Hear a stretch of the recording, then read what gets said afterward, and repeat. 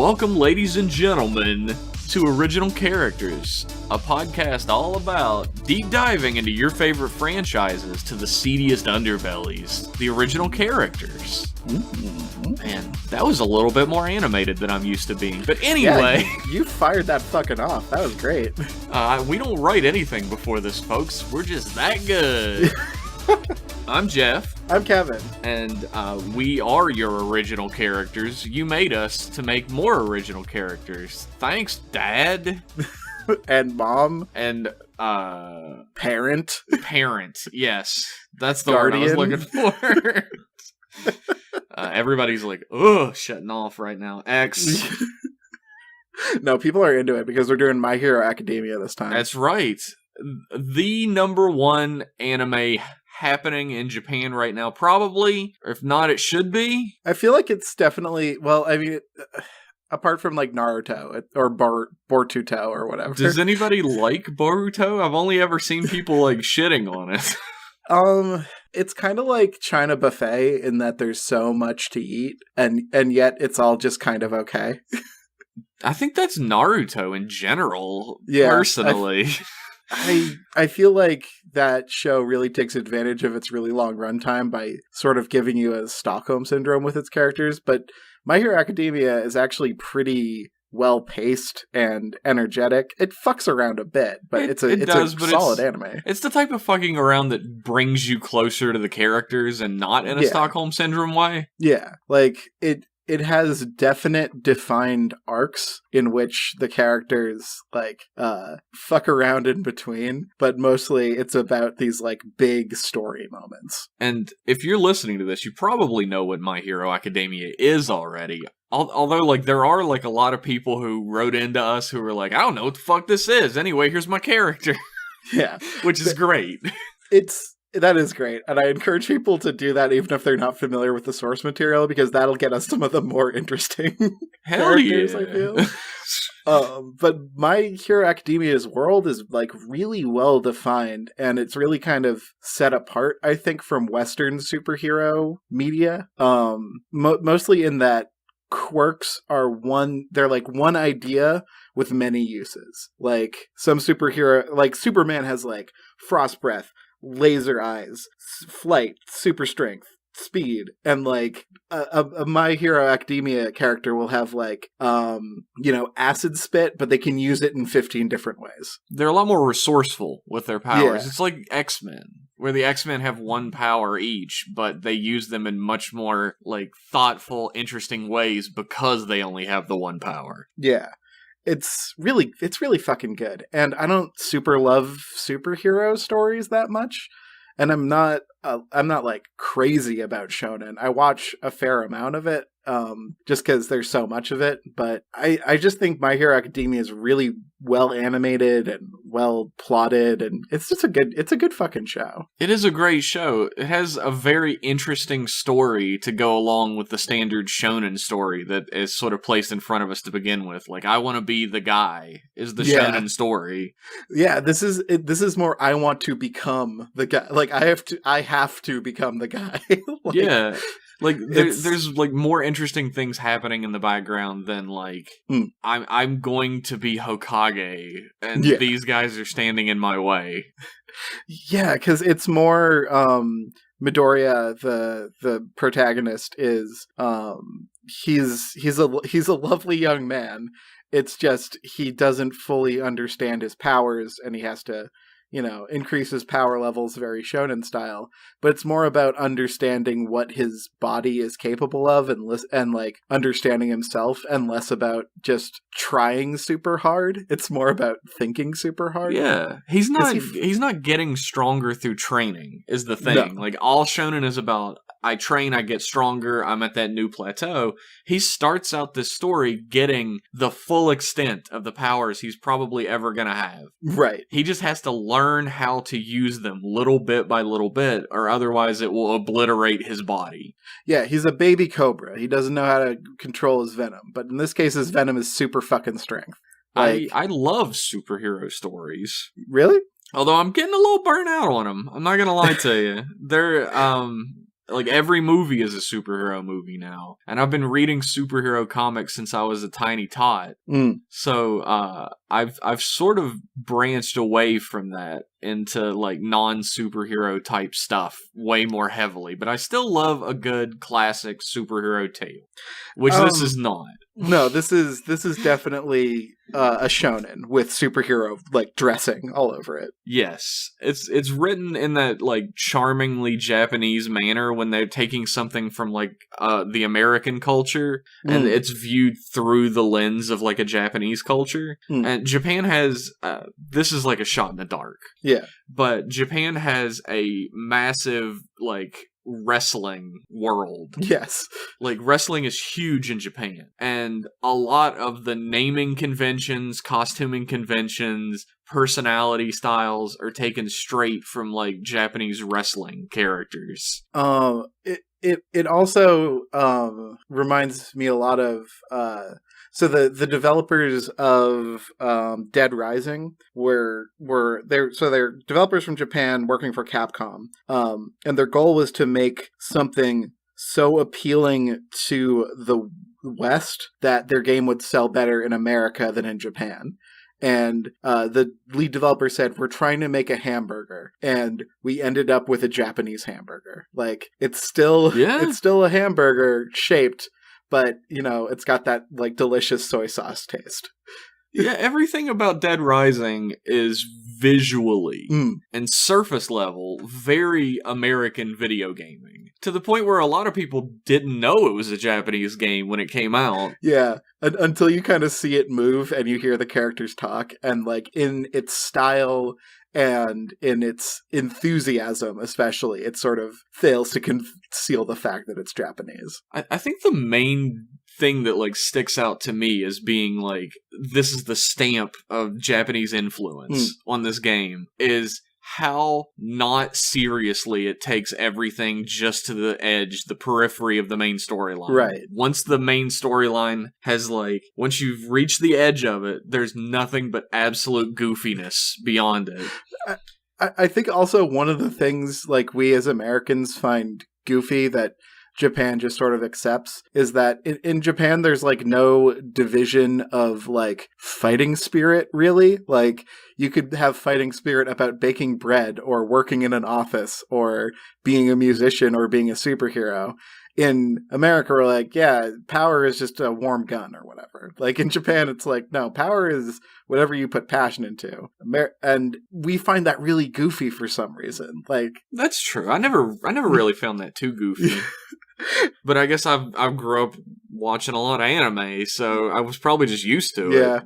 Yeah, same. Like it's hard to like really get into the psyche of Japanese culture when all you have is like pop culture. It'd kind of be like dissecting America based on episodes of Friends. I think that's fair. Yeah.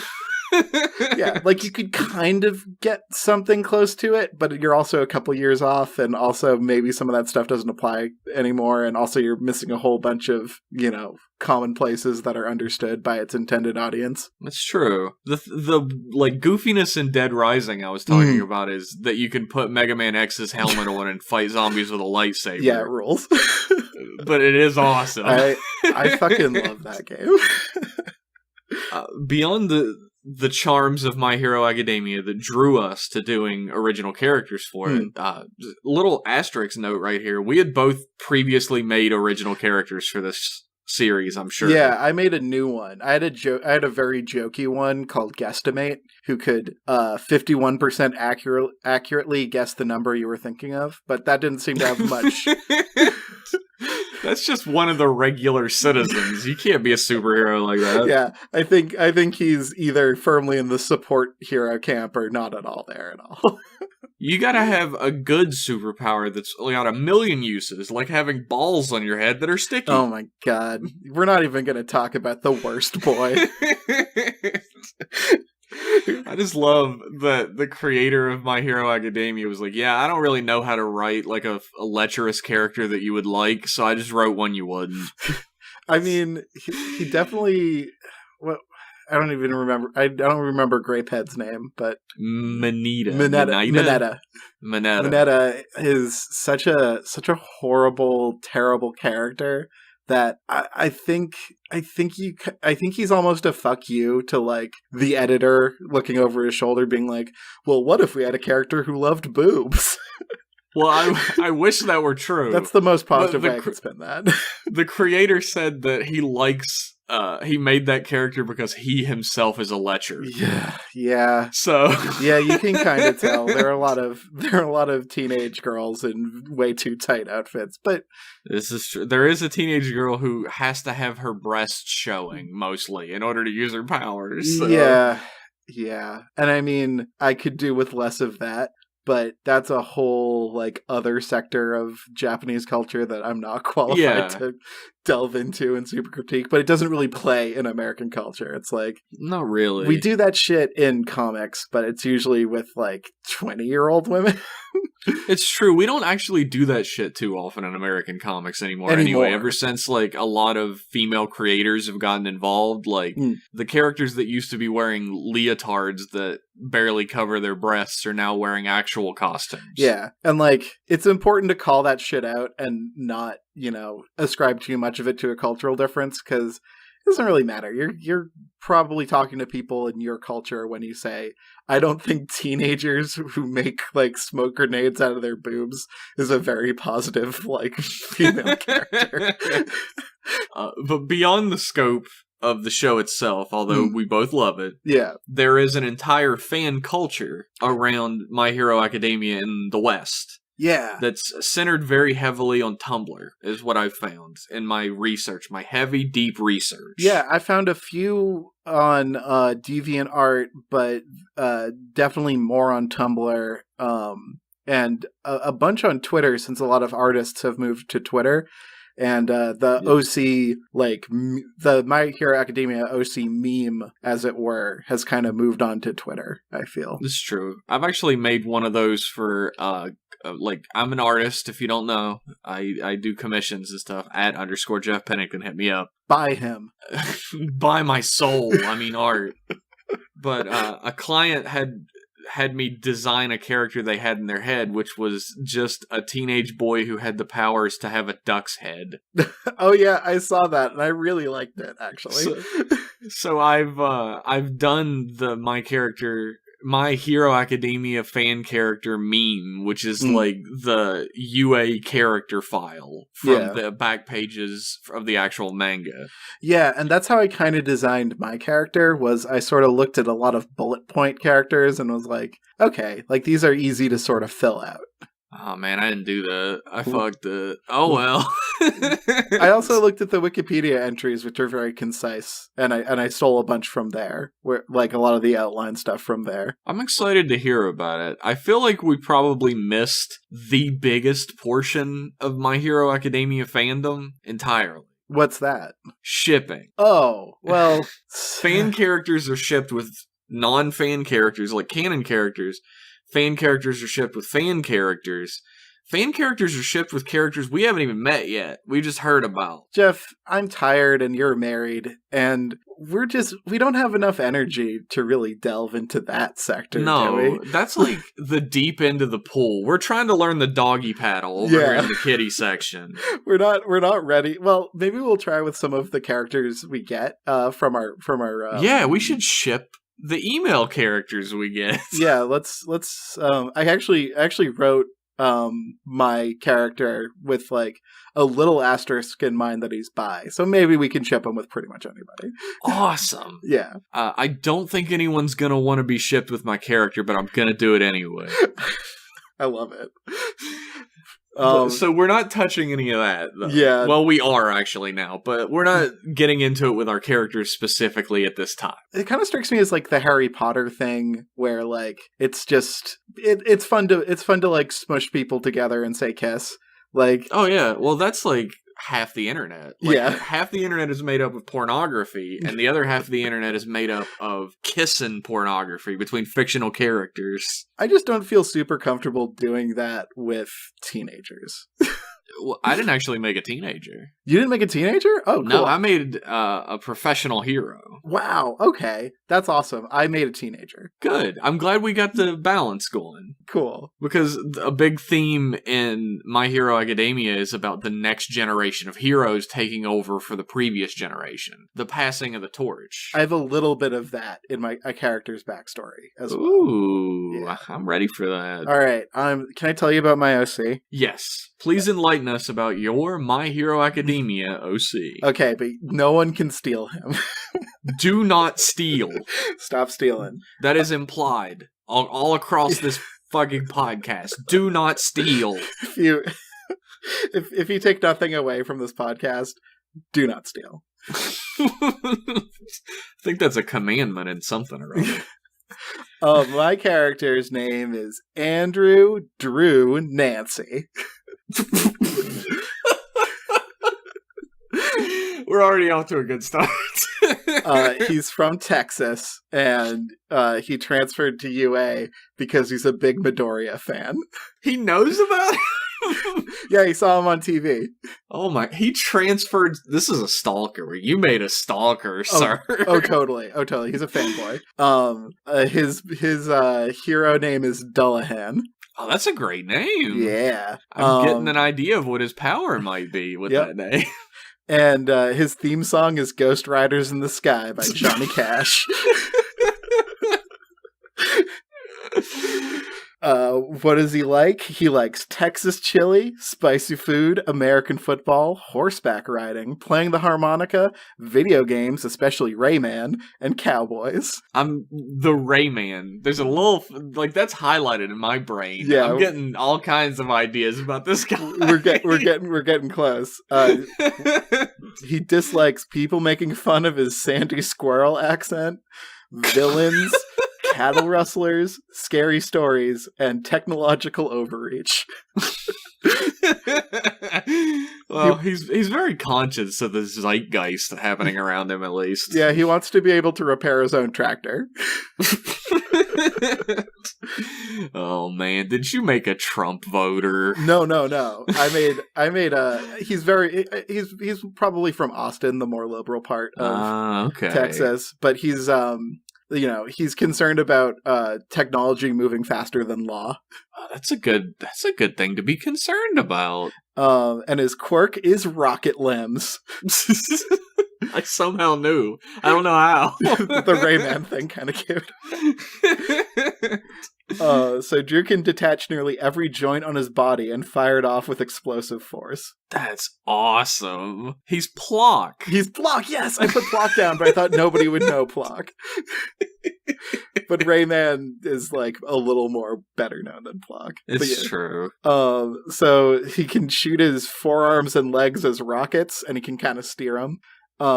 His head also detaches from his body and can hover. I feel like when they detach, there are jets on either side. Oh my god, he's like jet-powered Buggy the Clown from One Piece.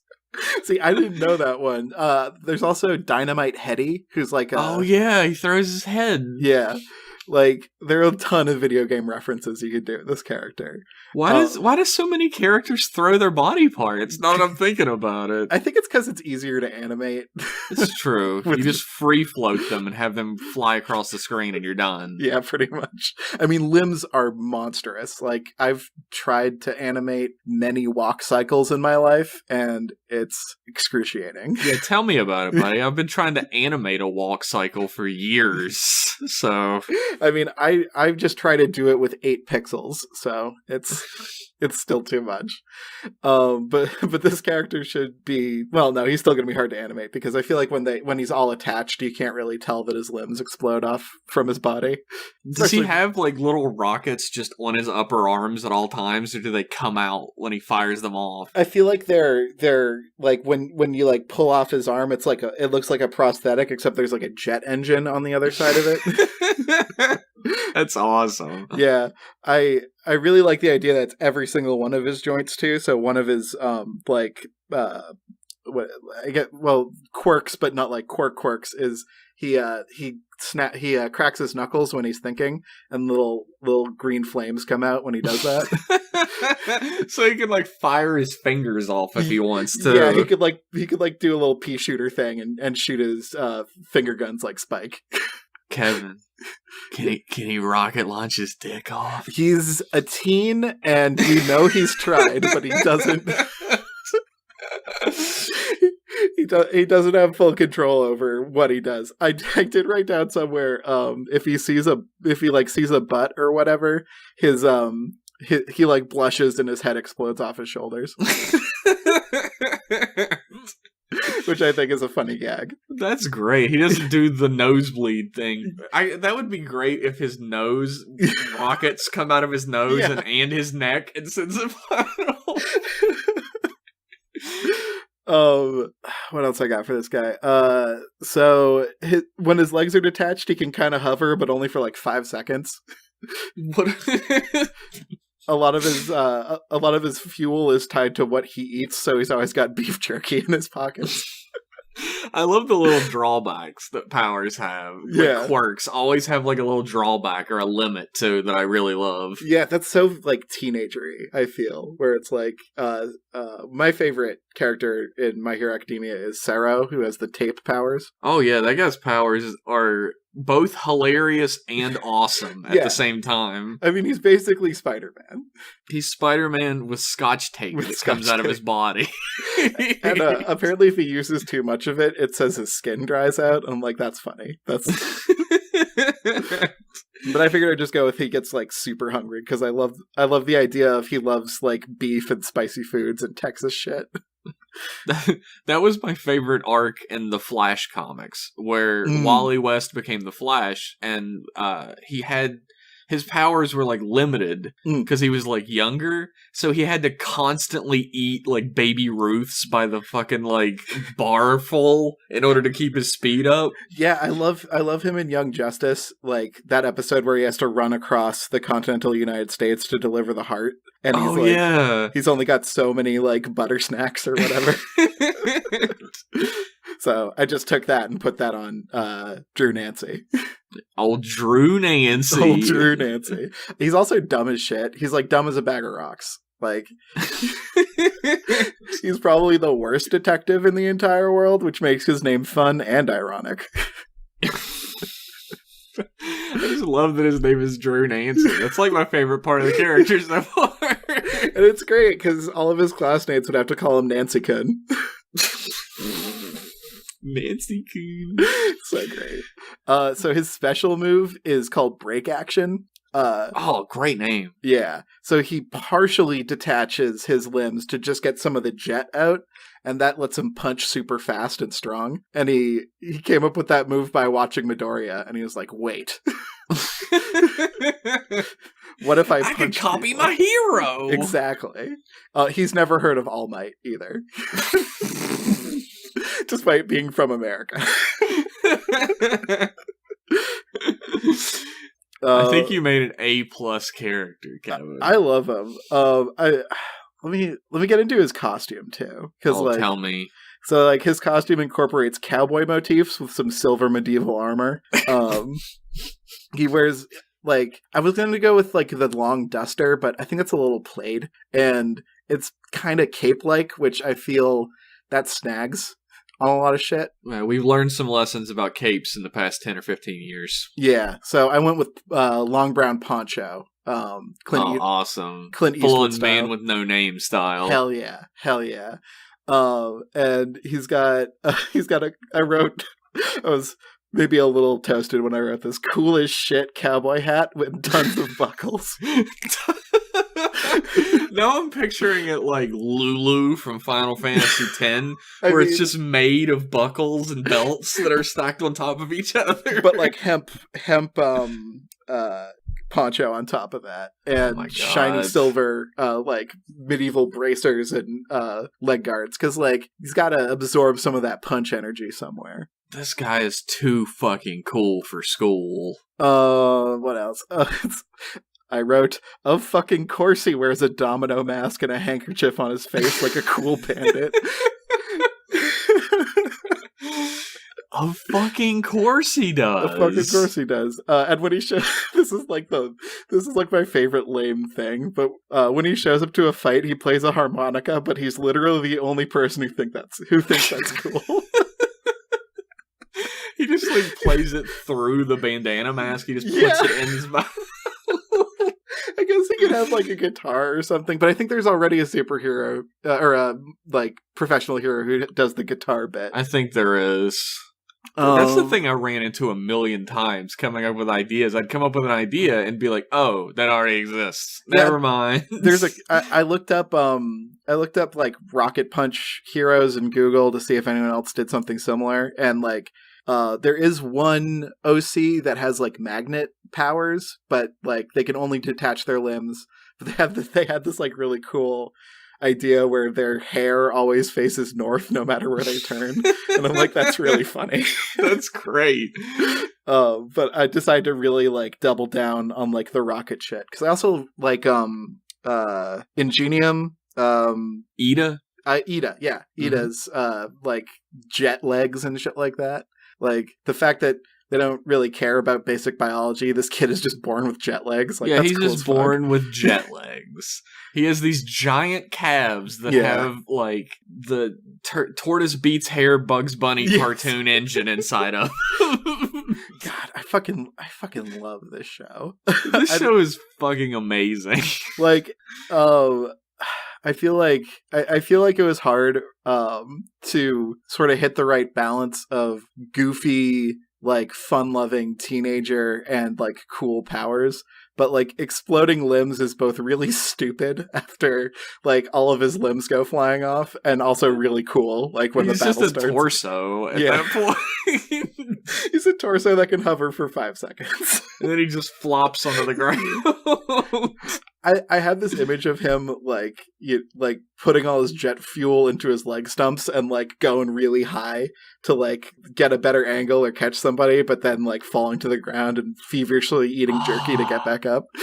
That's awesome, but you just made me realize I could have made a basketball superhero, and I didn't do it. I thought about that too, because I love Charles Barkley, Shut Up and Jam Gaiden. Oh, fuck yeah. Like, that's like one of my favorite RPGs of all time. And like, I was like, oh man, this could be one very long Space Jam reference. But in the end, I love cowboys and Irish mythology too much. Like, I absolutely love the anime and manga Slam Dunk from the 90s. Oh, I haven't. I watch a lot of sports anime, and I haven't seen that one. Slam Dunk is the only sports anime I've ever watched, and it is so fucking good. It's basically, not to get on a tangent, but it's about like, did you ever watch Yu Yu Hakusho? Yeah. You know Kuwabara? Yeah. It's him. Okay. The main character is him, but from the beginning, when he has like a really bad attitude and wants to fight all the time, and he falls in love with a girl like Kuwabara does, and he joins the basketball team even though he's never played before in his entire life in order to impress her. That's interesting. That's not how most sports anime start. No, he has to learn from the basics of basketball up into like becoming actually great at it so that he can compete and help his team win, even though he's a giant piece of shit and only cares about impressing this girl. That kind of rules. It's awesome. I fucking love it. Is there an anime or is it just a manga? There is an anime. All right. I'll Slam Dunk. Actually, I love iShield 21, which is the American football anime. Oh yeah, I've seen a ton of fan art about that. The manga was done by the guy who did One Punch Man. Yeah. One, right? One wrote it. Oh, Murata. Yeah, Murata. Yeah. Like, just amazing character designs and, like, really cool scenes and, like, yeah. I wrote in Drew Nancy's backstory, he tried to get everyone in Class D, which is where I'm setting this character. Like, I don't know if there's, like, a Class F or a Class E or whatever the bottom class is. Class Z. This guy is fucking dumb, so he's in whatever class he could get into. He tried Remedial superheroics is where he's at. He tried to get everyone in Class D to play football, but no one got it. He kept saying football. We're all going to play football. And they all showed up to play soccer in soccer gear. Hey, y'all, we're all going to play football. Hey, y'all, you want to play football? Y'all want to play football? I have a couple other notes for him. I wrote, he's the kind of kid that really wants to play Yu-Gi-Oh, but he's too amped about it and ends up just filling binders and making decks. Like, I could have picked that for this guy. I could just feel it. Yeah. He grew up on a farm in Texas as the youngest of 4 siblings. All of them are professional heroes in America. They're known as the Three Horsemen. They're pissed every day. Like, fucking, he had to go to UA. Yeah. Well, it's assumed when he's old enough, he'll come back to America and be the 4th Horseman. R.I.P. America when that happens, I guess. When he makes a joke that doesn't land, a tumbleweed rolls by.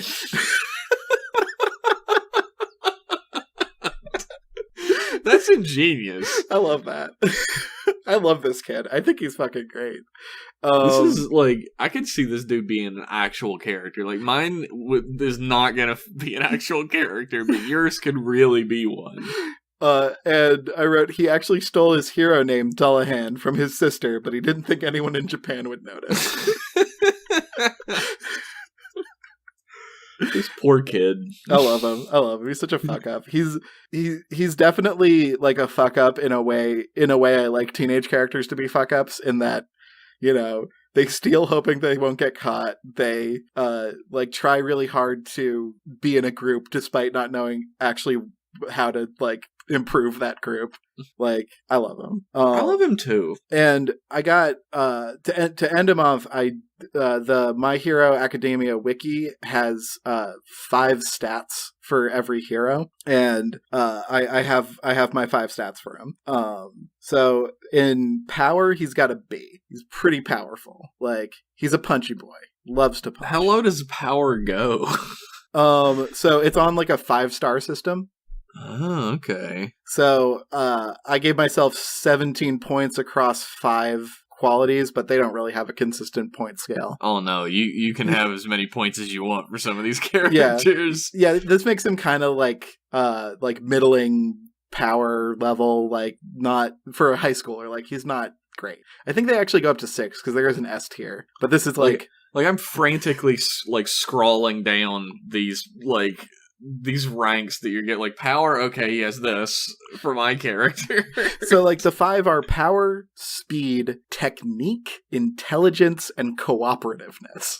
Like, what? Yeah, those aren't the normal. These are not the normal ranks at all. I love that though. Like, they really describe what the manga is kind of about and what these characters are about. Like, you can really understand a lot of these characters based on those 5 qualities.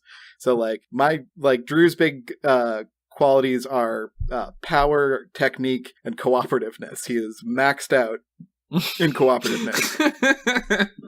He wants to be a team player so fucking bad, but he's such a fucking nerd. And his intelligence is the lowest. It's E. Aw, poor guy. He's just a dum-dum. He's just a good dumb kid. Like, not everyone needs to be brilliant. Like, I feel like his abilities have a lot of like recon potential and like combo potential, but he needs someone else in a leadership role to really be like, this is what you do, man. Like, have you ever read or like watched JoJo's Bizarre Adventure? No, but it's all over my Twitter feed. There's a character in JoJo's Bizarre Adventure Part 4 named Okuyasu who has a stand called the Hand. Okay. Which has the power to erase anything between 2 points. Holy shit. And it would be the most powerful stand if he wasn't a complete fucking moron and can't figure out how to use it right.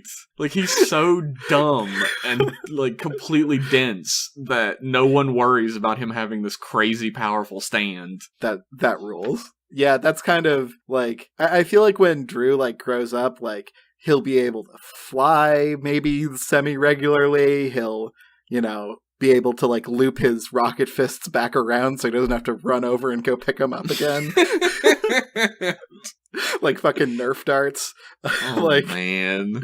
He'll maybe have a little bit more control over his like smaller joints, and he'll be able to shoot his finger off one joint at a time, like a six gun or something like that.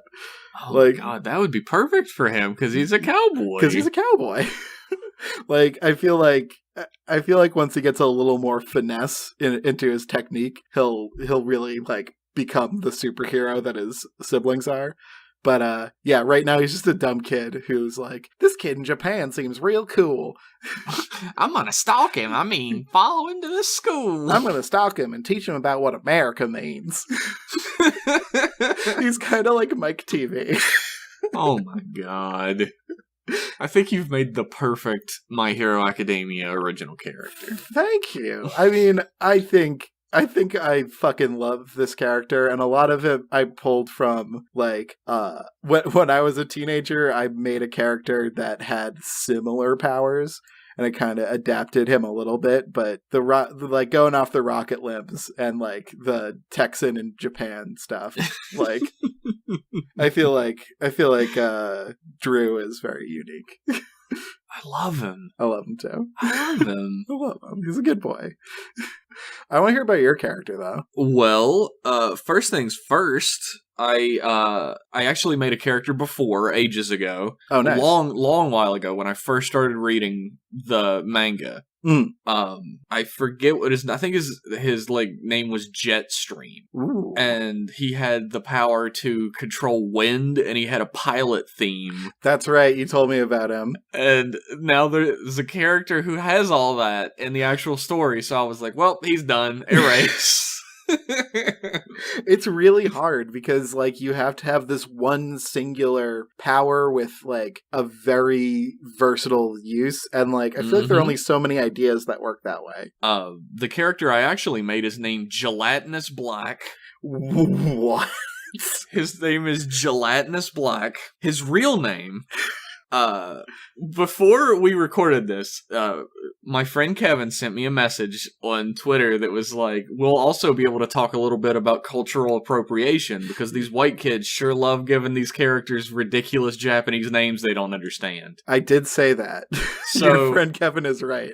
In that spirit, my character's name is Jamu Yoremaru.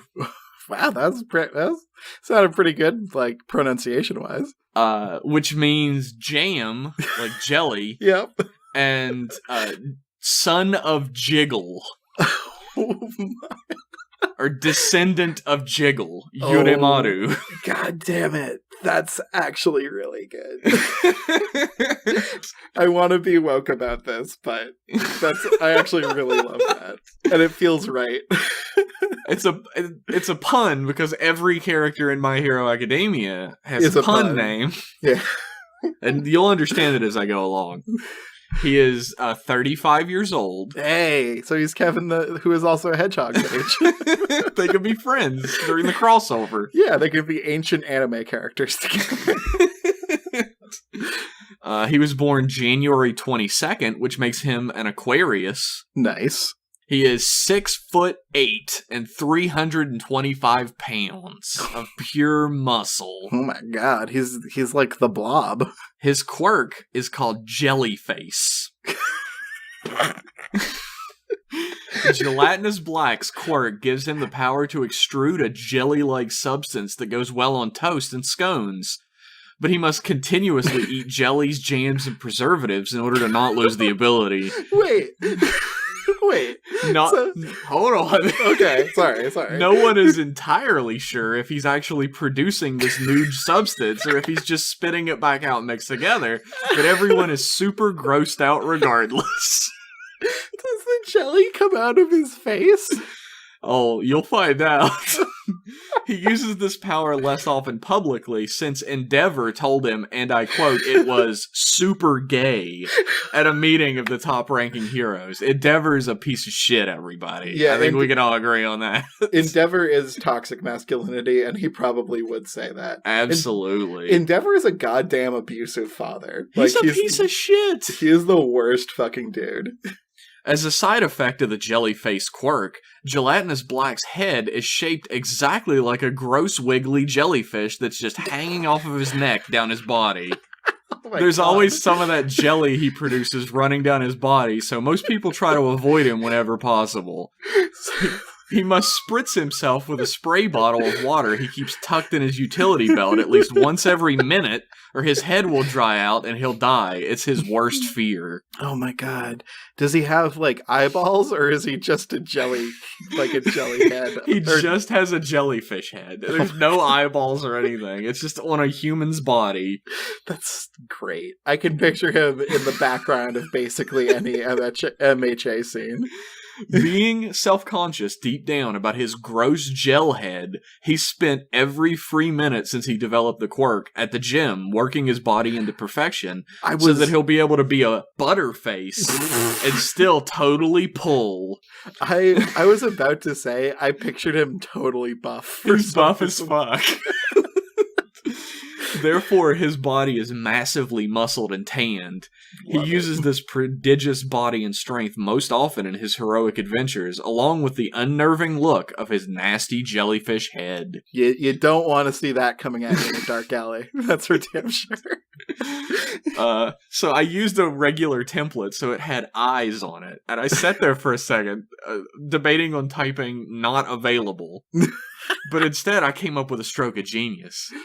What? He has gigantic, fake, googly eyes taped to the front of his jellyfish head. His costume is a black Kevlar bodysuit, like full tactical, with a long, flowing, dark cloak and a bandana mask tied around his bulbous, gooey jellyfish head. Bandana masks, motherfucker! And the mask is over top of his taped-on googly eyes. Yes! That's cool as shit. Favorite food? Strawberry preserves, grape jelly, and violent justice. Oh my god. So he's like an unregistered hero? Like he's like a vigilante? Oh, he's a registered hero. Oh, damn. He thinks he's one of the top 10 heroes, but he's not. Does he have any like weapons, or does he just punch people with his big buff arms? I didn't write down any weapons, so yeah, I guess I kind of pictured him with like a police like baton or something like that. He does have a utility belt. Yeah, because I pictured him in full like tactical SWAT gear or something. His likes: jellies, jams, preserves, the night, spray bottles, water, ladies checking out his dope bod. Nice. People not commenting publicly on his gross head.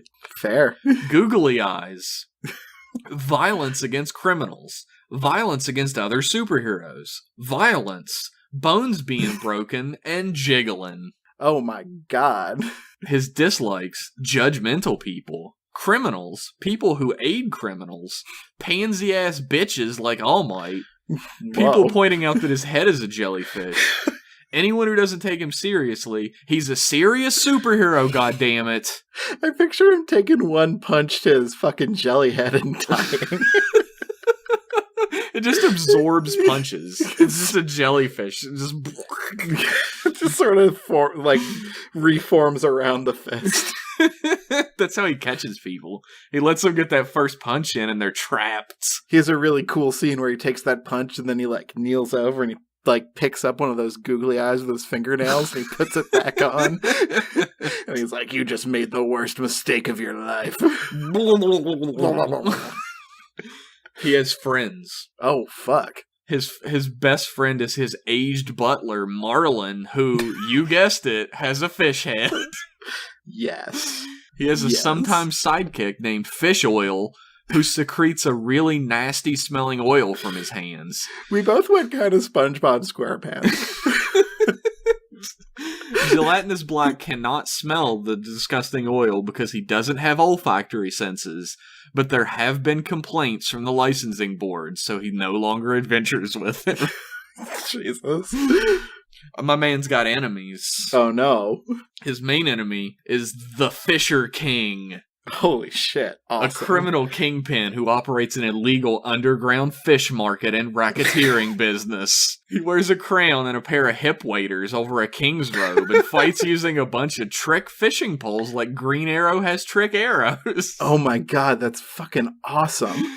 He always smokes a cigar, and he has the ultimate goal of decapitating Gelatinous Black and mounting his jiggly, nasty jellyfish head on a wall as a trophy. Yeesh.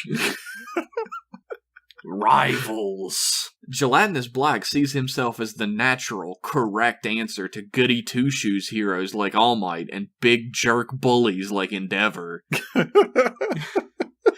He's their dark shadow, the opposite side of their coin, and feels he has given his gifts to keep them in check. He's not a top-rank hero, and thus neither All Might or Endeavor even remember who he is, even though they've interacted with him hundreds of times.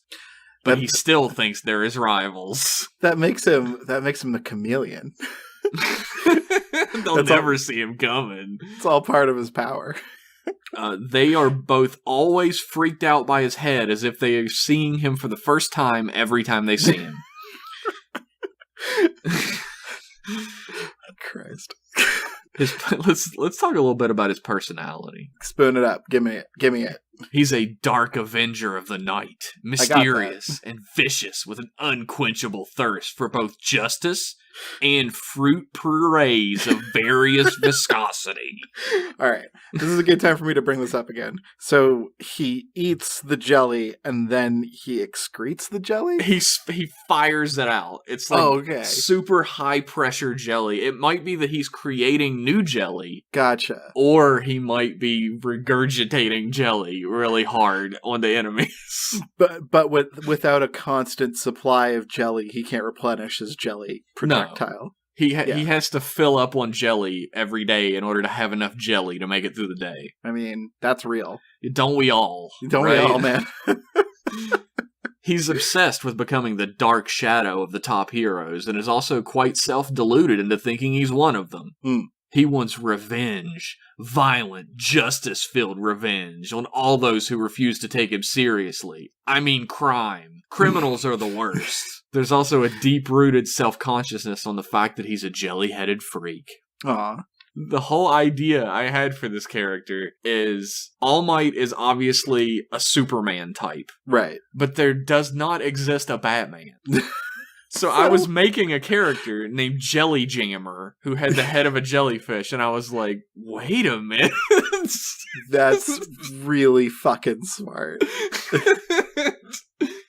Originally, he was a UA student named Jelly Jammer, but after continuous bullying from his classmates, including Endeavor, he took to the shadows and reinvented himself as Gelatinous Black, the almost murderous vigilante, to scare everyone into treating him with some respect for once in his goddamn life. I like how this character dunks on, like, my least favorite characters, apart from Mineta. Like, I hate Endeavor, and I hate, what's the sword blood guy who drinks blood and has a sword? Yeah, he's like the hero killer. Yeah, hero killer Stain. Stain. Yeah, Stain is like kind of making fun of like a lot of like edgy Punisher type characters. Oh yeah, he's like the Punisher for sure. Yeah. And I like how he's sort of treated in the story, but I like more that Gelatinous Black is just sort of like Stain, but ridiculous and stupid. Kinda, yeah. My favorite thing about Stain, by the way, is that when he shows his face in the manga, he looks horrific, but in the anime, he looks like a poorly drawn type of like Donald Duck character when he takes his mask off. Yeah, he doesn't have a nose for some reason. He cut it off because he's angry. Oh, so just literally despite his face? Yeah. I don't remember why he doesn't have a nose, honestly. To impress a girl like Van Gogh? Yeah. He was like, girls will love me if I don't have a nose. I made it for you. His power is E.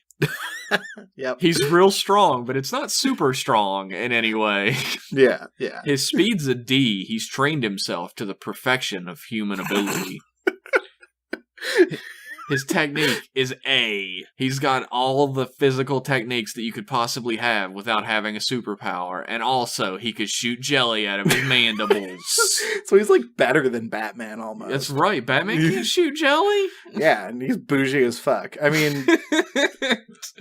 Intelligence, B. He's real smart, but he's not super smart. Gotcha. And cooperativeness, E. No. He's a loner, baby. A rebel. He has his butler and his like stinky friend. That's about it. My favorite thing about his stinky friend is that he was obviously just a kid who could secrete nasty smelling oil, and that was his skill. And he was like, "Hey, have I got a theme for you?" It's like, let's zhuzh this up a bit. Let's get You're it in gonna with be the named Fish Oil. Thanks, Mr. Gelatinous Black. So back in the day, my boy was Jelly Jammer, and he had his sights set on becoming the world's greatest superhero. And he thought he would be able to do it with his gross jellyfish powers. Unfortunately, no one would take him seriously. Wow. And shocking. It's weird. I don't know why no one would take him seriously, right? Yeah, he seems really cool. I love the idea of, like, he's like, "You disgusting criminals, you punks. I'm gonna break your head open like an overripe cantaloupe." And then he reaches down to his belt and pulls out a spray bottle and goes, ch-ch-ch, on his head, puts him his googly eye starts to drift down a little bit. Because he has to spray bottle his head once every minute. Oh my god. Or he will dry out and die. Well, there's like a whole like Coast Guard sector of like hero-ness that like Froppy does. That's I true. feel like that's not for him. He's like he's a violent urban defender. Probably has to spray like twice as much when he's around Endeavor, because like Endeavor's just gonna dry him the fuck out. That's another thing, is I was thinking I wanted the opposite coin to All Might, and when I was thinking about Jelly Jammer being this dark like vigilante, I immediately realized he would be the perfect opposite coin to Endeavor. Yeah. Who has fire powers and is super good with them, and my guy is a water animal and is terrible at it. Yeah. He's like terrified of drying out as well. So if the minute passes and he's not been able to spritz, or he forgets, he like freaks out and drops his persona for a second. He's like interrogating a criminal, and he's like, "Tell me where the bomb is on the docks." Wait, oh no, it's a minute and a half. As the voice of God, is this a real fear or an imagined fear of his? As the voice of God, I think it's better that he thinks it's real. Yeah. We don't know if it's real or not, but he thinks it's real, and he's been doing it his entire life. What's the deal with his butler? Like, did his parents die from being dried out or something like that? Like, how Batman are we going here? His parents had like water-based powers, and they were like crappy water-based powers. Gotcha. Like his mom was probably actually gelatinous, like her whole body was like liquidy, but she couldn't do anything with it. And his dad had like the power to shoot water out of his fingers, like at faucet strength. And he was born with a gelatinous head, and they were just stepped on by some giant villain. Like the giant villain from the first episode killed them. Holy shit. No wonder he's so dark. Dude, I love him. I love Gelatinous Black. See, like, your guy fits perfectly. He could run up to Deku, like, next episode and be like, "You're my hero. I saw you on TV. I saw you on TV." My guy could maybe stand in the background and spritz his head in scenes. I feel like your guy could, like, look broodingly, like, off from a tower or something like that. Like, your dude could, like, occupy a couple episodes of just, like, trashing on Endeavor. Like, I just pictured, like, the beginning of Batman the Animated Series, like, the commercials for it, where he's like, "I am the Knight! I am Batman!" And, like, lightning strikes and you see him. Where it's like this like really powerful looking body with a flowing cape in the darkness, and the lightning strikes and he's got googly eyes on a jellyfish head. I like that he spends so much time at the gym and working out his body, but like he's in a world where like nearly everyone is superheroes. Like that's a really tough arena to stand out in. It's true. He's just trying to at least be a butterface, right? He's got to be able to pull. He wants to be able to pull. I think he's more of a butt his personality.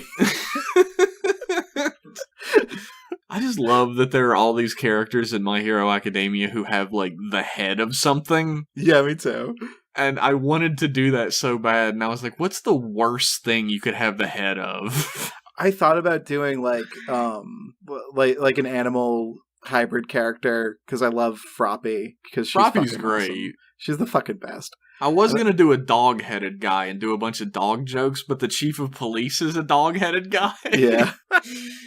Yeah. I feel like if I do that, then I would probably steal from like Full Metal Alchemist, because there's like a dog hybrid guy who's a samurai and super loyal and shit. I would just lift that. Man, I can't believe I didn't do a basketball guy. Maybe I'll do that on my own time. Yeah. Dude, sports anime set in the My Academia Hero universe, like... Oh yeah, everybody has fucking superpowers playing sports? That would be incredible. I'd be all about that. Yeah, that'd be like Backyard Baseball, the anime. Well, now we've introduced our characters to you guys. We submit them for your approval. You can head into the comment section that I don't know how to check on whatever you're listening this on. Yeah, tweet at us. Tweet at us at OGOCPod. Tell us what you think of our characters. And also, you'll be able to tell us what you think of the listener characters we've gotten via email at originalcharacterspod@gmail.com. You can send in yours too next time. I hope you do. So let's hop into those babies. Yeah, let's get right into them. I've got an email from... Hold up. It's Spivsy. I had to go down to the bottom to read Spivsy. Spivsy says, "Hi there, Jevin." That's us. That's us. As I'm sure you already know, I'm a super cool dude. Of course. I do know that already. Of course.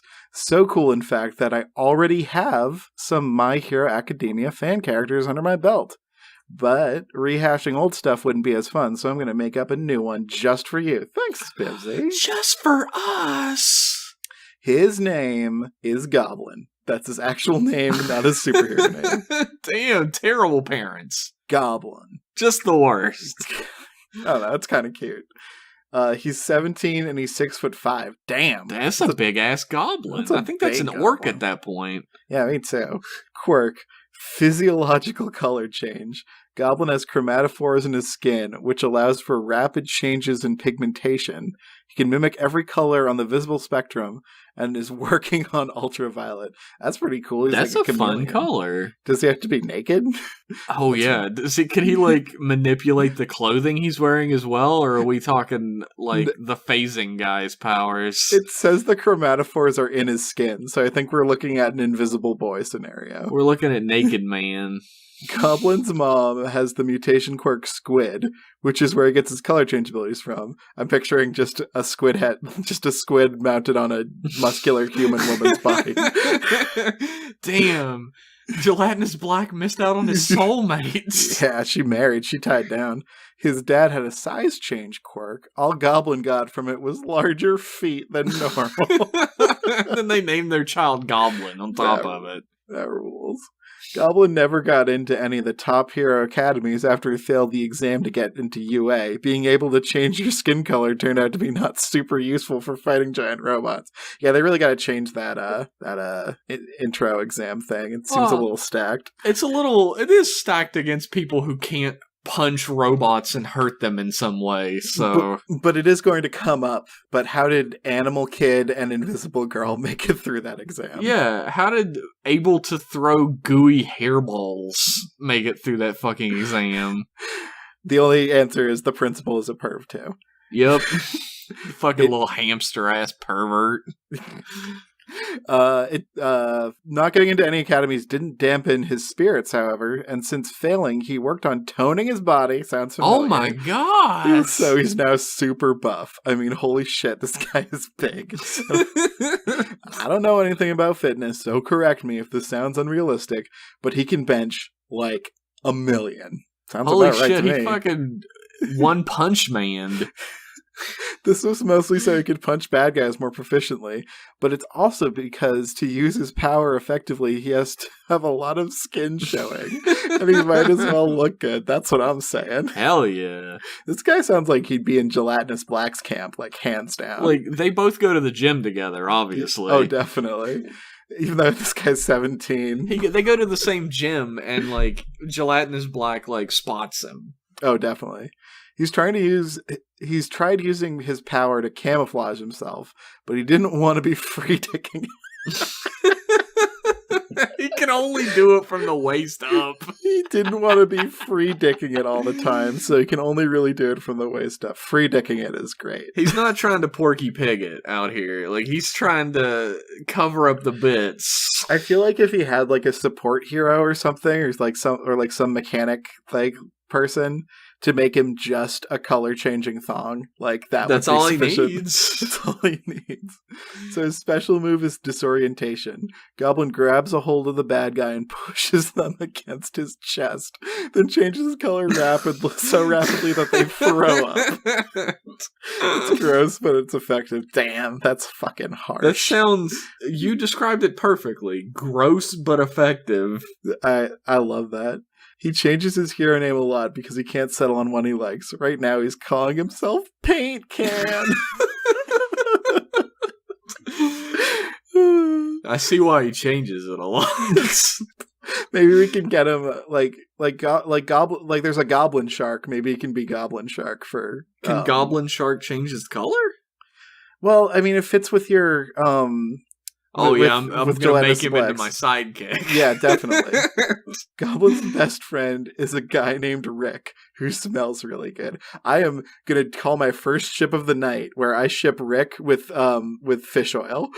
They need each other, man. Rick and fish oil, the OTP. And that's Goblin. Really looking forward to hearing this episode. I'm a big MHA fanboy. Thanks, man. I never realized how much I wanted a podcast like this. Aw, thanks, Dipsy. That feels so good to hear. I'm glad people are into it. I love that. I love Goblin. I feel like he's very much in the camp of Gelatinous Black. That's for sure. You gotta, sometimes you just gotta get buff and get revenge, you know? It's like... Goblin was trying to be able to pull still. That's what he needs. Don't let fucking school tell you what you're good at. Just get buff and start punching. Just be an unregistered vigilante hero. Fuck it. Yeah, that rules. Thanks for that email, Spivsy. That was an amazing character. Spivsy, I love that one. Our next character is from Sean, Boston Sean. Boston Sean. And this character is called Steve Shin. Okay. Steve is a teacher at UA High School. He teaches health class. His quirk is that he can transform from a tree into a human. He has only done this once when a villain turned him into a Sakura tree, and he quickly reverted back to his normal form. Beautiful. I can only do this trick once. Wait, so, okay. He can only transform from a tree into a human. Yeah, so someone has to turn him into a tree first, and then he can turn back into a human. So he can just completely shut down a tree transformation based villain. And if that ever comes up, he'll be the hero we all need. Oh wow, we got some connection to the main series here. Okay. Steve is Denki Kaminari's stepdad. Denki is the electric guy. Oh my god, I love him. I love that. It's like, that's probably my favorite character besides All Might and Deku. Denki has such a good arc from being a dumb kid to being a really awesome dumb kid. I love him. I love that he's still a dumb kid. And the fact that he gets an electric sword is cool as shit. I definitely pulled a lot from that character when I made Drew. I could see that. Yeah. I definitely could. Denki knows that Steve will never replace his father, but that regardless, Denki must respect him. Damn. Steve lets Denki call him Steve outside of school, but of course, while in class, he must refer to him as Mr. Shin. I mean, it's good to set boundaries right away, I feel. Steve likes anime too, and sometimes Steve and Denki watch old Speed Racer cartoons together on weekends. It's a lot of fun. That's so wholesome. This is cute. I'm liking this. It wasn't always that way, though. At first, Denki didn't like Steve. He thought that he and his mom were doing just fine together. Denki didn't like to think that his mom was lonely. No one does. This is too real. But after he gave Steve a chance, he learned that having a stepdad can be fun, and he might be a good guy to talk to. See, this is really fulfilling a need that I have in the My Hero Academia space where there's a lot of Deku. There's a lot of Midoriya. There's too much Midoriya sometimes, and I just kind of want an episode that focuses on Kaminari and his weird stepdad. I would like to know more about the other kids' parents. That'd be fun. I feel like every single character could support, if not their own episode, their own arc. And that's what makes My Hero Academia great, and also what makes it really frustrating. That's everybody's problem with anime in general. I feel whenever I talk to them, is they're I just wish that the secondary characters could get some focus. Yep.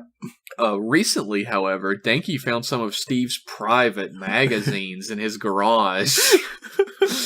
Steve understood that this might make Denki uncomfortable, but there's no reason to tell his mom about it. Oh, God. Denki is so cool that he returned the magazines, except his favorite one, and neither Steve nor Denki talked about it ever again. Holy shit. We're getting a little too real in this email, Sean. Holy shit. Power, 1. Speed, 2. He does cardio, I guess. Technique, 4. He's pretty good at Greco-Roman wrestling, but it's been a long time since college. I'll show you some moves later if you want. That's cool, man. That's cool, Steve. You'll be alright, Steve. I'm just gonna go to my room. Intelligence, 5, especially about eating healthy, and hygiene. Wow, you smart.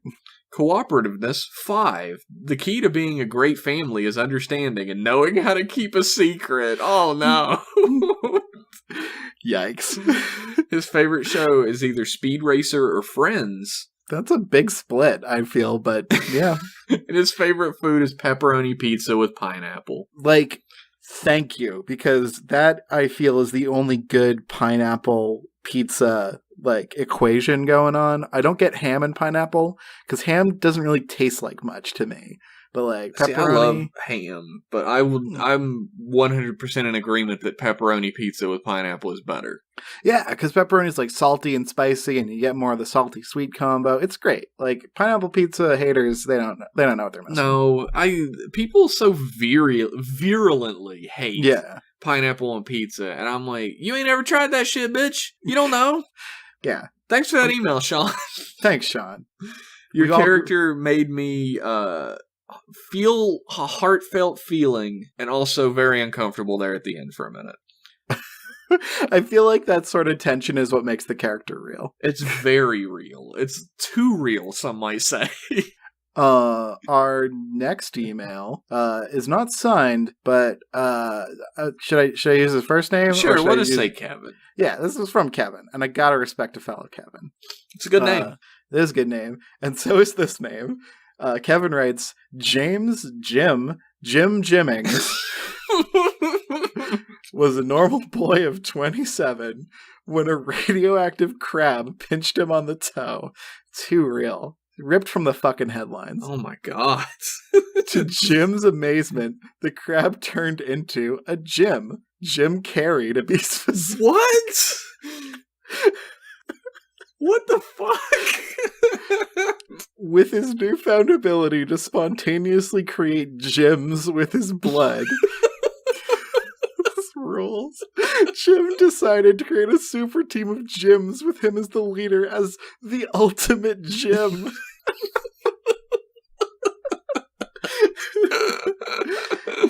Oh my god, listen to this fucking... Alright, we got a squad here. His squad includes Jim Croce, Jim Varney, Jim Dullahan, Jim Henson, back again, Jim Gaffigan, Jim T. Kirk. That's a stretch, but it's fine. He's here, dude. He's here. And Jimbo Jones. Oh my god. That's a fucking solid team.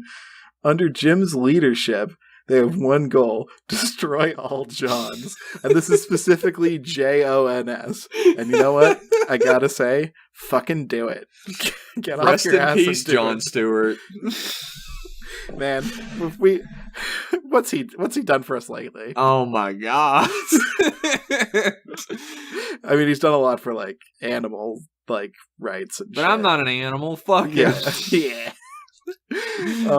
But one man stands in their way. Jim John the Jaywalker. Fuck. With the powers of both Jims and Johns, only he can bring power to the J-verse. Whoa. So it sounds like James Jimmings was like on the wrong side of the Jim John wars, and only Jim John the Jaywalker can really bring things into balance. You know, I have a vested interest in what happens in the J-verse. So I think I'm going to go ahead and pull for Jim John the Jaywalker. We need balance in the J-verse. Me too. We have stats here, and I'm not sure if they're for Jim John or for James Jimmings. I think this is the ultimate Jim stats. All right. So, well, I mean, so we got strength 1, speed 1, agility 1, wisdom 1, int 1, luck 2. That it was a very lucky occurrence that the crab pinched its toe. And John 10? Like, what? It's confusing. Like, he has what? John powers as well? What? Like, Kevin, what is happening here? I'm confused. I love it, but thank you for sending us Jim Jimmings and Jim John the Jaywalker. I love both of them. I think there's worlds of complexity here, and I feel like this plot, Jims versus Johns, is what America is doing during all of the events in My Hero It's Academia. all Jim versus Johns. The J-verse hangs in the balance. So it's like, I'm going to go out on a limb and say that Kevin probably doesn't know My Hero Academia too much. No. I feel like he's got a better grasp on it than we do. That's true. He's probably the expert. But I love that a radioactive crab pinched him on the toe, and the whole thing about what people get powers and what don't is the extra bone in the toe. The crab broke the bone in his toe and destroyed it, so he gained the power to make gems. Wait, is that in the manga somewhere? Yeah. Holy shit. The thing is, like, the only difference between somebody who has a quirk and someone who doesn't is the little extra bone in the toe. Huh. So that's why Midoriya has the extra joint. Yeah. Yeah. Awesome. So I thought that was his hero power, was to have an extra jointed toe. That's like, that got, like, evolution got rid of that, and people developed powers instead. Because duh. That's evolution, baby. Alright, I didn't know that. That's silly and great. I love it. Thank you for that email, though, Kevin. That was great. Thanks, Kevin. I love that. You do the next one, Jeff. Oh, yeah, of course. I'm an idiot. Our next is from Sam Lindstrom. You can find him on Twitter if you go looking for him, because he's got a great set of art pipes on him. He makes awesome art.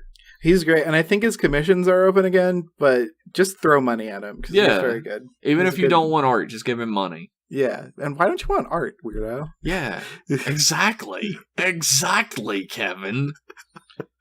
Man, I'm looking at Sam's character right now, and I fucking love her. Yeah, what a fucking great design. We'll have to post this on Twitter at some point. Like, I forgot to post all the Sonic OCs, too. Whoopsie! Oh, well. Oh, wow. Oh, wow. His character is named Aurelia Kuriko. Also, you're good at pronouncing shit, dude. Like, thank you. I try. You got way more like fluidity with that than I do. I would have been like Aurelia Kuriko. Also known as Toxic Shock Hero Moonjam. What a fucking dope name. Damn, she's so cool looking too. She's a mindfulness instructor at the UA High School. I love that we don't really have any, well, we had Goblin, but like we don't really have many like students yet. No, like we got all adults so far besides Goblin and your guy. Yeah, dude, if UA needs anything, it's a fucking mindfulness instructor. Oh, no doubt. No doubt. Oh, Aurelia's quirk is Gelatinous Nettle. Fucking Gelatinous Black Camp just picking him up today. Fuck. Oh my god, a mutation that grants her the powers of the noble jellyfish. What is in the fucking water? What is going on? The subtitle of this podcast is "Do Not Steal, Sam." Sam, do not steal. Sam fucking stealing.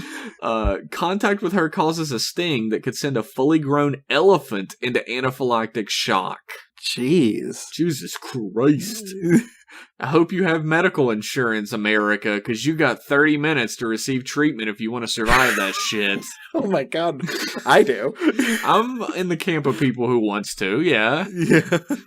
Of course, that's why she wears those trendy gloves. I do wish she'd stop taking the subway to work since it's always crowded, but I'm not going to tell her.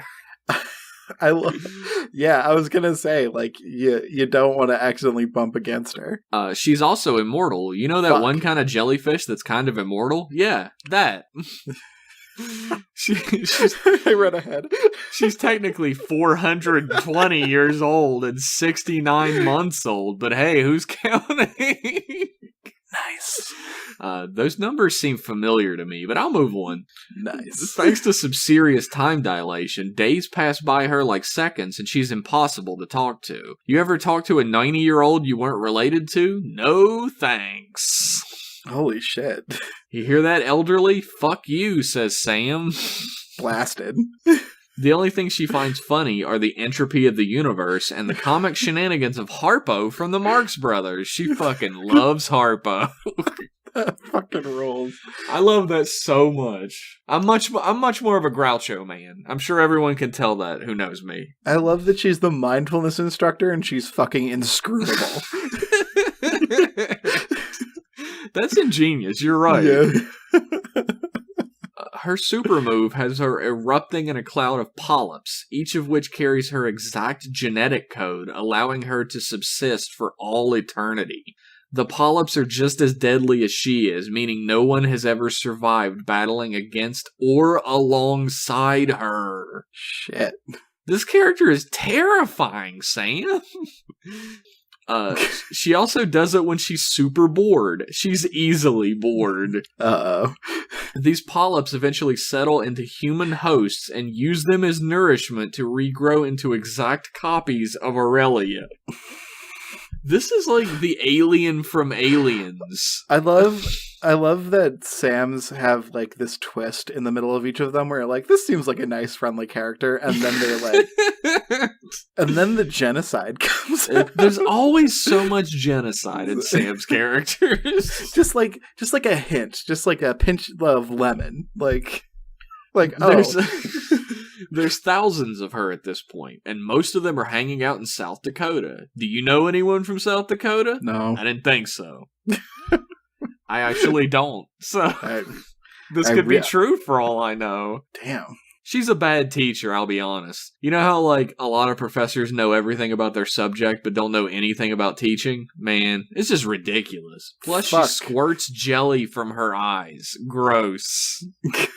So, Gelatinous Black times Moonjam, right? Yeah, is Gelatinous Black has got to be in love with this completely inscrutable, like, elder god of like a teacher, right? It's true. She's like the manic pixie dream girl of his dreams.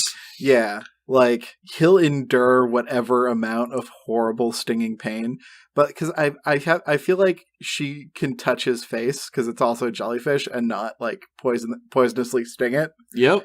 So that's all you need. This is a beautiful relationship waiting to happen. Yeah, just some lovely face touching. It's just she's like completely zoned out in a different dimension, and he's like, "Hey, I'm gonna go out and beat criminals to death. See you later, baby."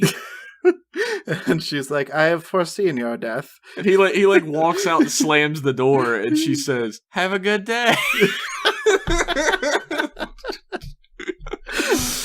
I love her. She's great, dude.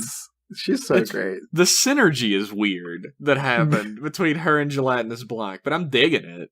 I dig it too, and I just like I'm like, I don't know how it happened, but I think there are a lot of like sea themed like My Hero Academia characters, and that's kind of underrepresented in, like, we have Aquaman, right? Like Namor the Submariner, and Black Manta.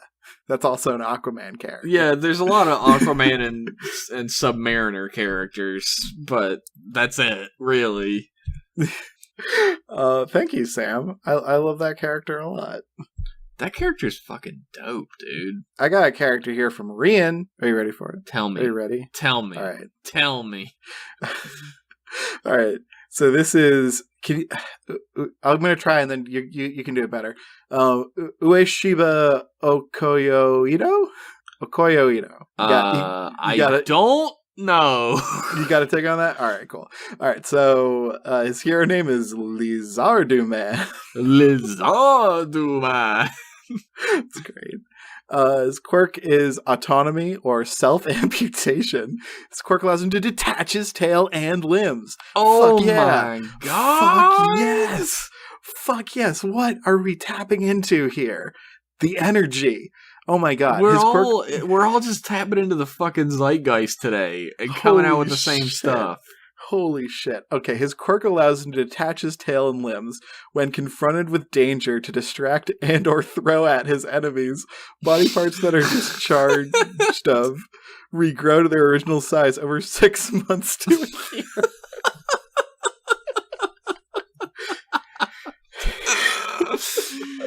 That's fucking amazing. Oh my God. Alright, so Rian lists his age as 15, but his tail is 2, his right arm is 5, his left arm is 3, his right leg is 14, and his left leg is 12. That's so great. That's fucking awesome. He does have a super rad tail. He's got kind of like a fluffy mohawk pompadour and like beautiful brown eyes. Those eyes are piercing. And a little bit of a gut. That's fine. You don't need to work out when you got eyes like that. Am I right? Yeah, and totally Junko jeans. Oh my God, those are straight up Janko jeans. They're just straight down and out to the side. Hell yeah. He likes crickets, flies, fruit, lettuce, sleeping on rocks, sleeping in the sun, sand baths, being mistaken for a dragon, moths, beetles, and friendly people. So pure. Oh my God, I love this character. Dislikes common themes here. Being misunderstood. Bullies. Losing his limbs because people prank him. Frank? Fuck you, Frank. Fucking nailed you, Frank. Scooters. Yeah, fuck scooters. Loud noises. Cold. Trumpets. His hair on Wednesday mornings. Oh, man, that's so relatable. Very relatable. I love him, and I feel like this is probably Drew's best friend in the entire fucking world. Like, Drew just drags this kid everywhere. Like, I don't know. I think fuck, I'm gonna try again. Ueshiba, like, is cool with Drew, but, like, Drew is like, no, we're the same, you and I, and I'm gonna teach you how to be the best hero ever. We're the same, you and I. Hey, y'all, we're the same. We're cut from the same dang cloth. I think it's Ueshiba. I think you're right. Yeah. We're cut from the same dang cloth, y'all. I tried to look up what that last name means. Could not find it. There's so many websites, but none of them have an actual meaning for the name. Dude, Lizard Man is the fucking best.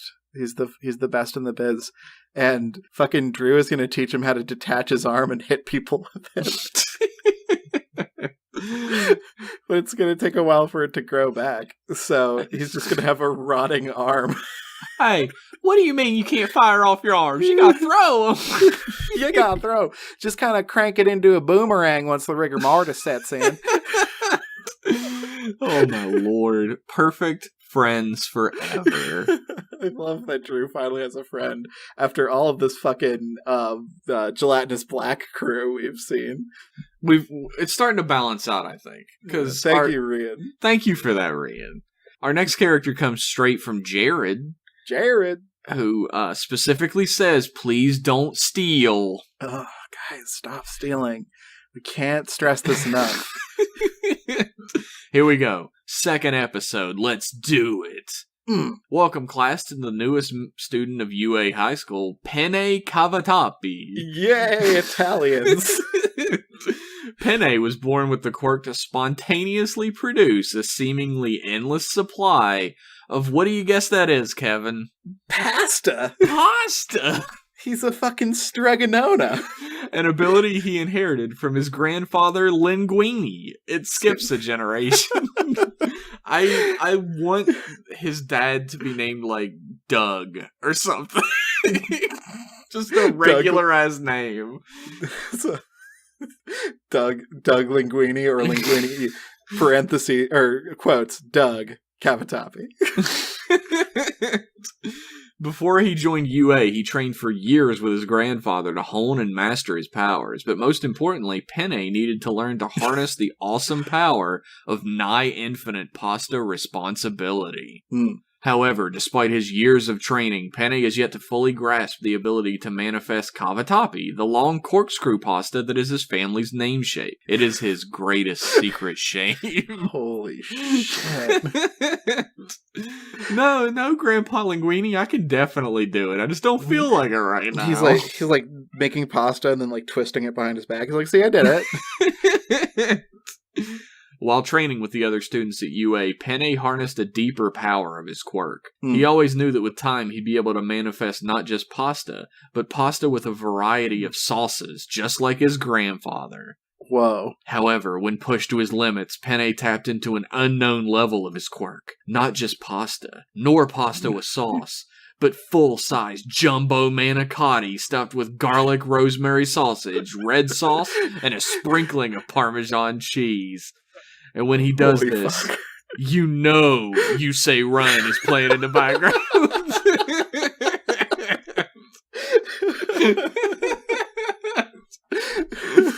Perfect. Oh my god. When he grows up, Penne dreams of opening up his own restaurant, but first he plans on getting a law degree to finally settle the generations-old legal dispute his family has had with the Olive Garden over the use of the term never-ending pasta. Love it. That's so fucking good. And, like, that character will totally solve world hunger, which is more important than any petty crimes, whatever the fuck our characters solve. If everyone can get over the fact that the pasta is coming out of his body, we'll solve world hunger with this character. Oh, fucking, I'm over it already. Whatever. Just, like, put your hand up to my mouth and choke me with it. You're gonna give me that jumbo manicotti with garlic rosemary sausage. That sounds fucking delicious. It does sound super fucking good. That's like a new level of power that only Penne has ever reached. I bet Linguini is like, I'm so proud, and he cries, but like spaghetti comes out. I bet if he like really wanted to pursue it, he could have sort of like a Spider-Man, like making spaghetti ropes and stuff like that, or even Best Genius style. Yes, Best Genius style. Who is my favorite superhero? Oh my god, I can't even. We don't have enough time in this podcast to pick apart Best Genius. Best Genius is the best. It's in his name. I feel like Penne and Drew would get along pretty well, and I'm excited that there's a non-American, non-Japanese character here. Oh yeah, they would get along because they're both exchange students. Yeah, so we'd hang out, and like I'd be like, you know how to make chili? I'd be like, I make pasta. Pasta's not a chili. Chili's not a pasta. Chili's not a pasta. I don't even know what you're talking about. Dude, we have such good quirk synergy because when I run out of fuel, he can just make me a nice fettuccine Alfredo. Dude, I would absolutely love for it to be like a big action scene. And everybody's fighting. And everybody turns around and they're like, hey, where did Penne go? Where's the American? And the camera pans over and he's firing fucking like red sauce pasta down your throats. It's like, don't worry about it. I got very little gag. And he's just like looking super uncomfortable, like, oh, okay. Turn up the ricotta. God, I love him. Jared. Penne. Fucking great character. I'm gonna put a little Jeff Star on this character. He's great. This is the Jeff Star winner of the episode. Nice. Fucking great. We got one from Desrath, and this is our last one, I think. Yep, this is the last one of the evening. All right, Desrath says, "Oh, Gawk boys." OGOC, oh Gawk. Oh, Gawk, love it. I hope that never catches on. First time, second time. What? Okay. First time emailer, second time listener, I guess. They're switched. Whatever. I only know as much about My Hero Academia as Spipsy told me in 2 sentences in a picture I saw of someone from it once, and since I'm full of the unwarranted confidence of a middle-class white dude, damn, Desrath, I'm sending in an OC anyway, so here goes. Also, I promise not to Google anything. I love it. Please don't let your knowledge of a fandom ever stop you from sending us something. We want everything you got. Like, even if you don't give 2 shits about what we're talking about, please send in something for it. This character's name is Todd with 1 D. Already don't like him. This guy is like a war profiteer in the Jim John Wars. As long as they keep fighting, I make money from both sides. Soon everything will be coming up Todd. He's 43 and 5'3". Aww. His quirk is he never grows up and can drink a lot. Damn. Oh, so that's why he's 5'3". Okay. Alignment. He never formed a moral view of the world, and his actions are primarily driven by instinct and immediate needs, so probably the same as a rabbit. I'm going to put you as chaotic neutral. I'll agree with that. That is definitely a chaotic neutral worldview.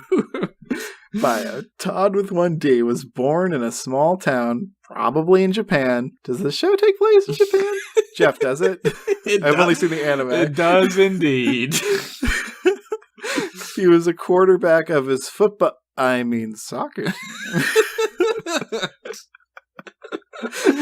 Oh man. Does Drew have somebody to play football with? As Todd with 1D's friends grew up and left town, he came to the realization that he wasn't growing up. While they were all holding down jobs and or working on degrees, Todd with 1D was still guzzling beer and going to school every day. As every 17-year-old does. Well, at first he liked this extended senior year. Todd with 1D now considers his power a curse. No one takes him seriously. He can't get a job, and women his own age won't date him because they think he's a 17-year-old. He spends his days in his parents' garage, drowning his sorrows with light beer, and his nights on the field scoring goals. Todd with 1D primarily defeats his foes by challenging them to drinking contests, which he always wins, because at this point it takes gallons of beer for him to feel anything. Original character, do not steal. Yours originally, Desrath. Damn. What a sad character. Todd with 1D. Dude, he's a cautionary tale, because like you gotta grow up, you gotta move on. If you stay 17 forever, like the Brand New song, then you're gonna be a brand new song all your fucking life. And that's a who wants fate. That shit, right? Todd with 1D, I misjudged you. Todd with 1D. Man, I feel like if Drew ever like chases a villain into a bar and like Todd's there, that's how Drew's gonna have his first beer. Gelatinous Black can't drink beer. He's got a jellyfish for a head, so I guess there's no way our characters would interact. What if we spritz some beer onto from the spray bottle that he keeps, like just a little spritz of beer onto the jellyfish head. That's how you get anime drunk when you're a jellyfish head. You get spritz of beer on the head. Does he get little blushy cheeks underneath his googly eyes? His googly eyes, when he's drunk, he gets all wiggly at all times, so the eyes just like wander around the heads. See, that's thank you, Desra, for introducing an element that was really missing from these characters, is they never get to get fucking turned. Yeah, it matters that these characters get drunk in their own way. Yeah. Oh my god. Thank you for sending in Todd with 1D. I weep for him, for his life sounds like a never-ending hellscape of light beer, but it's like a purgatory from which there's no escape. Yeah, I also value my own situation much more now. It was a cautionary tale, and also a tale that enriches our lives by the comparison. Oh, definitely. Thank you for that email, Desiree. Thank you to everybody who wrote it. Yeah, thanks to everybody. These are all fucking awesome. This show is fun as hell to do, and I'm glad we started it. And I hope everybody else is having fun, too. Yeah, I hope you guys enjoy it. I just want to say sorry about last time. We had so many emails that we had to cut some out. And if we didn't read your emails, we're sorry. We just got a fucking ton of them. But please send stuff in. Please continue to participate. We love you, and we love reading your stuff. And yeah, like this makes the show fucking fun to do. Like, it expands the universes that we create. Yeah, definitely. The fan universes that we create. I feel like we talked a little bit about potentially revisiting some of these universes, and I could definitely revisit My Hero Academia again and give you an update on Drew, because I really like both of our characters. Oh fuck yeah! I would love to come back and give updates on our characters we made now, and also introduce like the next generation of heroes. Yeah. Oh, I was gonna say, Gelatinous Black reminds me almost exactly of like a character that would be in the Tick universe. Which is fuck yeah! I love the Tick, and I love Flaming Carrot, and I love I love Mystery Men. Mystery Men's like my favorite fucking movie. Mystery Men is an amazing movie. I love that flick. It's so good.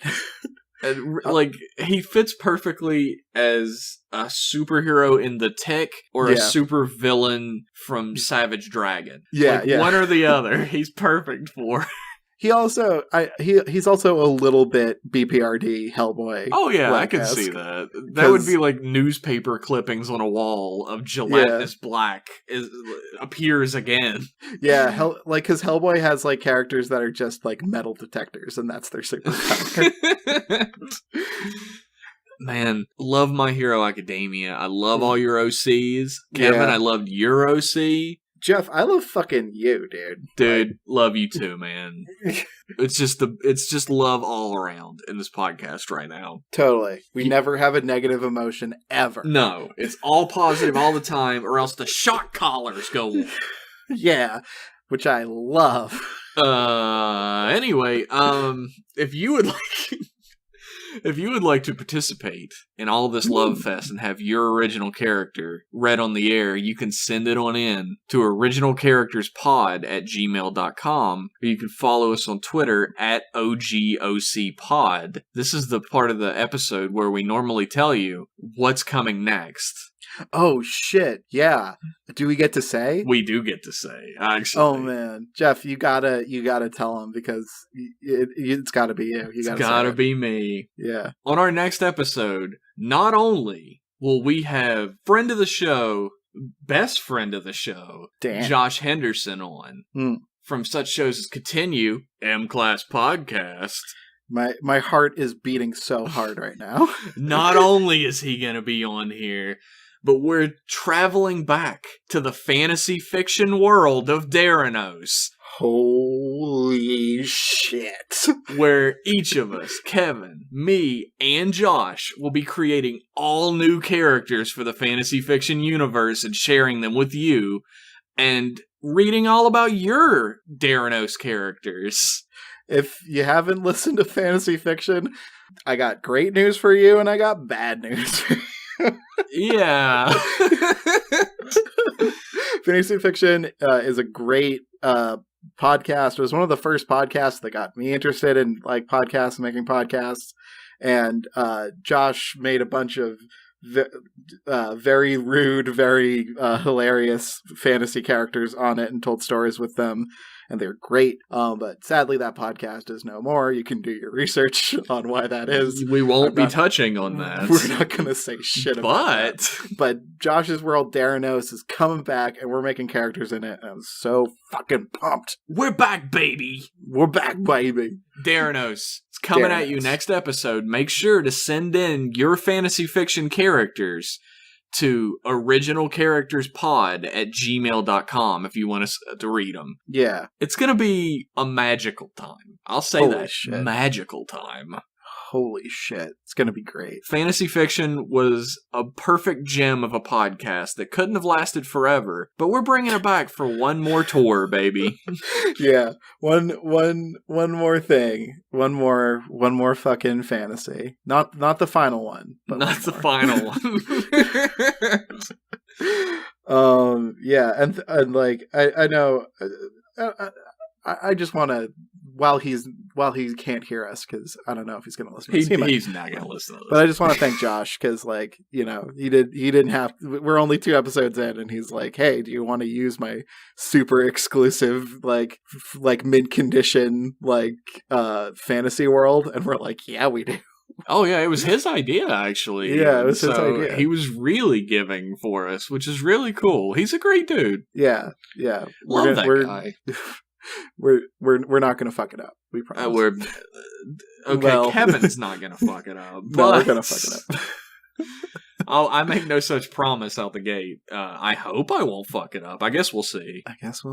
But get your characters into us, because whenever this goes up, it's not going to be too long before we record the episode about Theranos. So get them in as quick as you can. Yeah, I gotta fucking edit like the wind on this one. So thank you for tuning in. Thank you for sending in all your original characters. And remember, as always, do not steal. Bye, everybody. Bye-bye.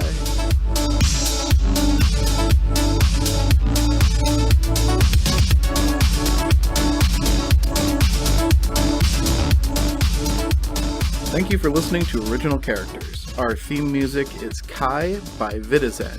You can find him on Twitter at _VIDAZEN_. And look him up on YouTube too, because he's great. The Original Characters podcast is made by Jeff Pennington, Kevin Cole. Thanks for listening.